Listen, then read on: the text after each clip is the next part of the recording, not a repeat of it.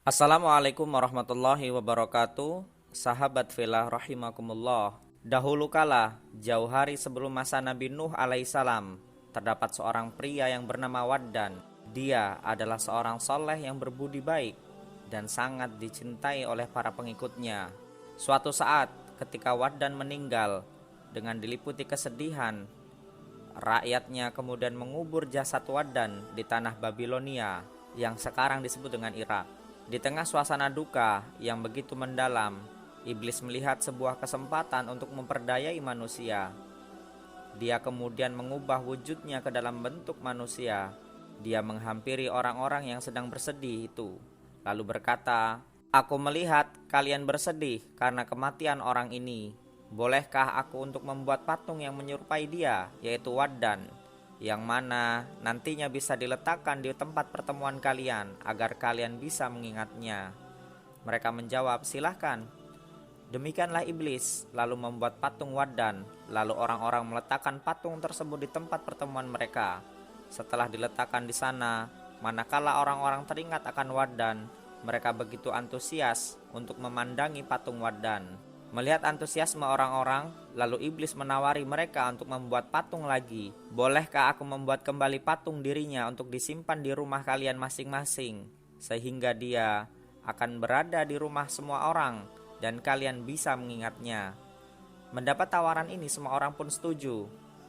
Anak-anak dari orang-orang ini kemudian menyaksikan bahwa betapa orang tua mereka begitu mengagumi patung ini, dan tak ayal mereka pun mengikuti perilaku orang tua mereka, sehingga lama-kelamaan para anak keturunan mereka ketimbang mengingat dan menyembah Allah, mereka lebih suka mengingat dan menyembah Waddan, berhala pertama dalam sejarah umat manusia. Ibnu Abbas menjelaskan, adalah pada masa Yarid ketika berhala dibuat dan beberapa dari mereka berpaling dari Islam. Imam At-Tabari mengatakan bahwa Yarid adalah keturunan Adam dari garis Idris. Dia dilahirkan 460 tahun setelah kematian Adam. Dalam riwayat lain, Ibnu Abbas menjelaskan, setelah kematian orang-orang soleh itu, setan mengilhami umat manusia untuk mendirikan patung-patung di tempat-tempat di mana mereka bisa berkumpul. Mereka melakukannya, tetapi patung-patung ini tidak disembah sampai generasi mendatang menyimpang dari jalan hidup yang benar. Kemudian mereka menyembahnya sebagai berhala mereka. Dalam riwayat versi lain, At-Tabari menjelaskan, terdapat orang-orang soleh yang hidup pada periode antara Adam dan Nuh. Mereka memiliki pengikut yang menjadikan mereka sebagai teladan. Setelah kematian mereka, sahabat-sahabat mereka yang biasa mencontoh mereka, yaitu mencontoh akhlak orang-orang soleh ini. Mereka berkata, jika kita membuat patung-patung mereka, akan lebih memudahkan kita untuk beribadah dan akan mengingatkan kita tentang mereka. Maka mereka membangun patung-patung mereka, yaitu orang-orang soleh, dan setelah mereka mati dan generasi lain datang setelah mereka, iblis merayap dalam benak mereka dengan mengatakan, nenek moyang kalian dulu menyembah mereka, dan melalui ibadah itu mereka mendapat hujan. Jadilah generasi baru itu menyembah patung-patung. Terkait peristiwa-peristiwa di atas, Ibnu Katsir menjelaskan bahaya-bahaya yang akan menimpa umat manusia manakala mereka menyembah berhala. Menurutnya, karena mereka kehilangan pemahaman tentang keberadaan Allah dan lupa akan hukum-hukumnya, maka mereka menjadi hilang kendali, berbuat kejam, dan melakukan tindakan-tindakan tidak bermoral. Lebih jauh, Ibnu Katsir menjelaskan bahwa pada hakikatnya ketika manusia menyembah kepada selain Allah, maka mereka sesungguhnya telah terenggut kebebasannya. Akibat serius yang ditimbulkan oleh penyembah berhala adalah hancurnya pikiran manusia. Allah menciptakan manusia dengan akalnya agar mereka memperoleh pengetahuan yang terpenting, bahwa Allah adalah satu-satunya pencipta, sementara yang lain hanyalah makhluk yang bergantung kepadanya. Karena itu, ketidakpercayaan kepada Allah mengakibatkan hilangnya kebebasan, hancurnya pikiran, dan hilangnya tujuan mulia dalam kehidupan. Dengan menyembah apapun selain Allah, manusia menjadi pengabdi setan, yang mana padahal dirinya sendiri adalah makhluk yang sama-sama tidak berdayanya dengan manusia. Demikianlah tradisi penyembahan berhala ini terus terjadi sampai ke masa Nabi Nuh.